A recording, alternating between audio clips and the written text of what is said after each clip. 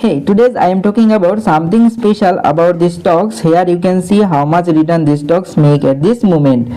These stocks trade at this moment $146 and these stocks give today's return 0.4%. In the last 5 days, these stocks make approximately more than 1% positive return. In the last 5 days, these stocks make 1%, but in the last 1 month, these stocks make 1% negative return.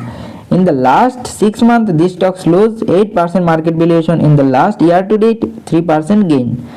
And last 1 year, these stocks lose 5% market valuation. That means short term volatility is the part of the market.